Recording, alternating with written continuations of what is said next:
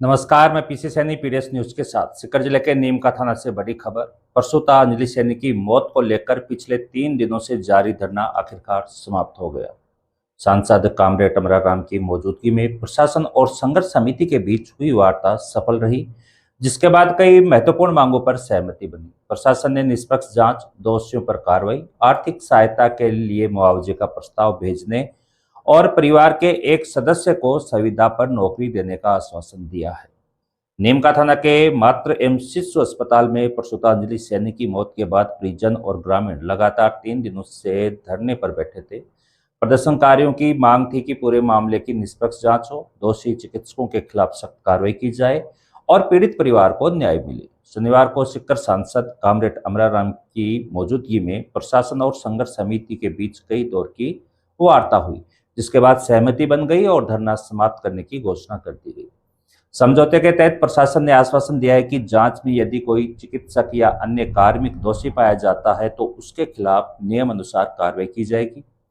साथ ही पीड़ित परिवार को आर्थिक सहायता दिलाने के लिए राज्य सरकार को मुआवजे का प्रस्ताव भेजा जाएगा। परिवार के एक सदस्य को संविदा पर नौकरी देने पर भी सहमति बनी है।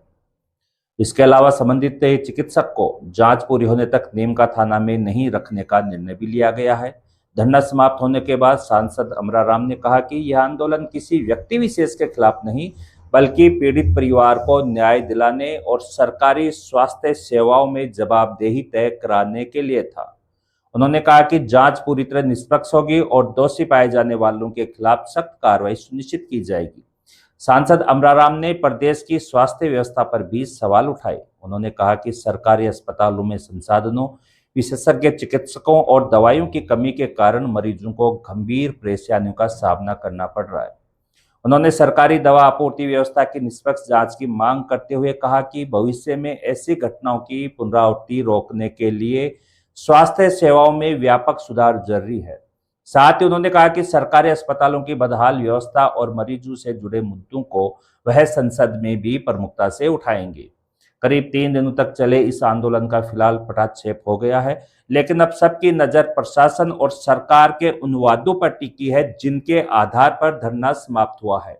सबसे बड़ा सवाल यही है कि क्या निष्पक्ष जांच के बाद दोषियों पर कार्रवाई होगी और पीड़ित परिवार को न्याय मिल पाएगा? इसका जवाब आने वाला समय देगा।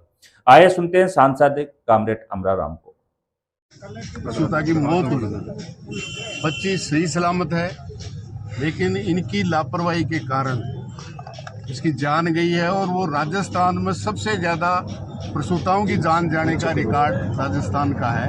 इसलिए तय रूप से मैं तमाम साथियों को, बहनों को, भाइयों को इस बात के लिए धन्यवाद, और विशेष तौर से जो अगवाकारी संघर्ष समिति के साथी थे उन्होंने अगुवाई की। जब सब लोग जुड़े और 3 दिन तपस्या की तो निश्चित रूप से उनको न्याय मिलेगी, और ये विश्वास प्रशासन और जिला प्रशासन। अब किस किस बातों पर सहमति बनी है? सहमति एक तो ये बनी है कि डॉक्टर यहाँ नहीं रहेगा जिसने ऑपरेशन किया जब तक जांच होगी, दोषी पाया जाएगा, उनके मेडिकल रिपोर्ट और जांच रिपोर्ट के साथ वो मर्ग दर्ज हुई है वो रिपोर्ट में दर्ज हो जाएगी। दूसरा ये है कि जो उनके मुआवजे के लिए, बच्ची के लिए यहाँ से मुख्यमंत्री सहायता कोष के लिए 1 करोड़ रुपये वो रिपोर्ट बना के भेजेंगे प्रस्ताव सरकार के पास। और तीसरा ये है संविदा पे उसके परिवार को नौकरी। ये 4। अमराराम जी, जांच की मांग कहाँ तक है? जैसे एक डॉक्टर ने ऑपरेशन किया, फिर एक डॉक्टर ने इलाज किया, फिर दूसरे डॉक्टर ने जिसने ऑपरेशन किया उसने भी इलाज किया, फिर रेफर किया, फिर बराला में मौत हुई। तो ये सारे जांच के दायरे में है या एक डॉक्टर? नहीं, पूरी जांच सभी जो भी जिम्मेदार है करके जो डेथ हुई है बराला में, वहाँ तक की जांच होगी, किस किस की गलती है जी, और जो गलती जांच में आएगी निश्चित रूप से उनके खिलाफ, जो भी दोषी हो उसके खिलाफ कार्रवाई होगा, उसी के होगी। बाकी तो भाई जांच बराबर तो नहीं कर रही। संभागीय मुख्यालय कोटा और बीकानेर में परसोत्ताओं की मौत हुई, उनकी किसी ने विरोध नहीं किया और उसकी कोई भी इस तरह की जांच नहीं हुई। मैं समझता हूँ, धन्यवाद दूंगा जितने भी माता बहनें, जवान, बुजुर्ग जिन्होंने 3 दिन तपस्या की है, तो इसकी निश्चित रूप से न्याय की एक बात हुई है। और मैं समझता हूँ यही जन दबाव ही सबसे बड़ा है। सर, और मैं पूरे समझता हूं राजस्थान में प्रसूताओं की मौत के मामले आ रहे हैं, तो इसमें सरकार को आप क्या कहेंगे? सरकार है ही नहीं। जिस सरकार का चिकित्सा मंत्री ये कहे प्रसूताएं नास्ती गाती आई थी, मतलब इससे ज्यादा शर्म की बात क्या हो सकती है। वो चिकित्सा मंत्री भी किसी माँ की कोख से पैदा हुआ, मैं भी माँ की कोख से पैदा हूँ, यहाँ खड़े हैं सब, आप और हम सब माँ की कोख से पैदा हुए हैं। और जिस तरह से प्रसूता का दर्द है, मैं समझता हूँ माँ ही समझ सकती है, बांध नहीं समझ सकती, हम नहीं, पुरुष नहीं समझ सकते। और उसके लिए अगर राजस्थान का चिकित्सा मंत्री ये कहे कि हॉस्पिटल में प्रसूताएं आई, वो नास्ती गाती आई थी, मतलब शर्म से डूब मरना चाहिए। अगर थोड़ी बहुत भी शर्म भारतीय जनता पार्टी में है तो ऐसे चिकित्सा मंत्री को पद से हटा देना चाहिए। अमराराम जी, एक समस्या और है, जो आज इस अंजलि सैनी के साथ हुआ अन्याय, वो कल की आने वाली महिलाओं बहन बेटियों के साथ भी होगा, क्योंकि खून की कमी हर महिलाओं में है और ब्लड की भी कमी कहीं देखी जाती है। क्या संसद में आप मुद्दा उठाओगे? बिल्कुल उठाएंगे।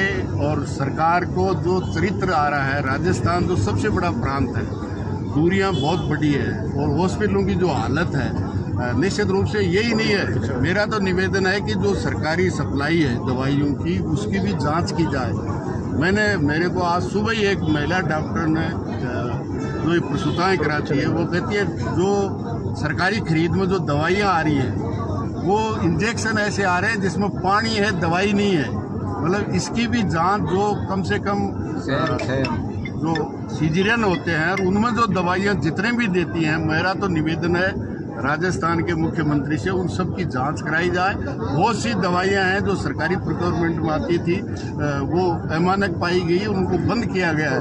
तो विशेष तौर से जो राजस्थान में प्रसूताओं की मौत होती है, उसमें जो भी दवाइयाँ आती हैं उसकी भी जांच होनी चाहिए, मेरी मांग है। और ये देश की संसद में भी इसको